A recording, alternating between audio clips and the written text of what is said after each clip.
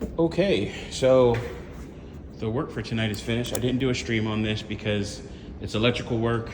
It's me just climbing up and down a ladder, and I like to concentrate with electrical work, plus being on a ladder at 12 foot plus in the air. I want to concentrate. Got this cleaned up, this little extension plug. I got to get the plug on for that side. And the reason why the breaker is no longer on that side is because we have our 50 amp circuit fully ran. All right, so this didn't take too long. I was contemplating having somebody help me out or renting a scissor lift. Scissor lift would have cost 330 bucks. Having my nephew help me out, I usually give him like, 40, 60 bucks, depending on what it is. But I just ran this myself and I wanted to get it done tonight. So I'll probably insert some pictures, but this is the panel, read it out, the numbers on the side, and got everything updated in there. But we got our 50 amp circuit for the welder, has been tested. Well, not fully tested, but we know it works from the night before, from the last video that I put out.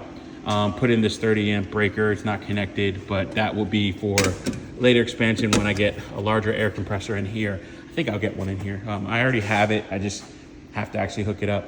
But that circuit is ran all the way up, over, and down. So it runs all the way down that way. For the most part, on the parts that need it in terms of like adhering it good and fastening it good, I have the single-sided straps, or the unistraps, I guess. I don't know what you call them. Not unistrap, but so single-sided straps. And then I'll use zip ties.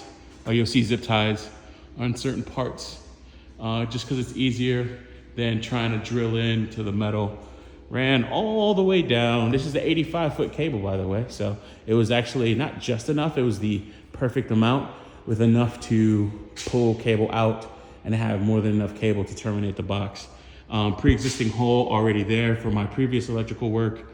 So ran it opposite the data side, or data cables, all the way down to here. So up, over, down, and here. Landed it here. Got it fastened. Got it the way I liked it too, because I never like the fact that you plug these things in upside down, or the ground plug is at the bottom.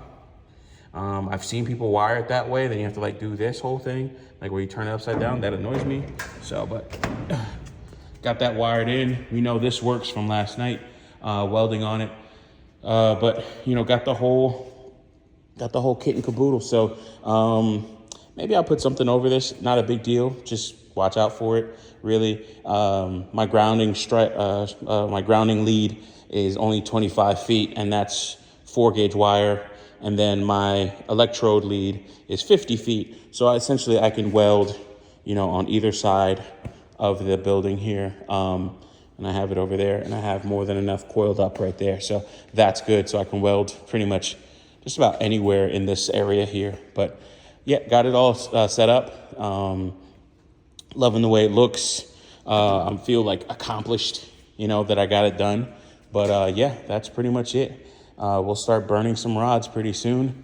And I think I'm gonna talk to somebody, but I don't really need this anymore. So we'll see about that and see what I'll do with it.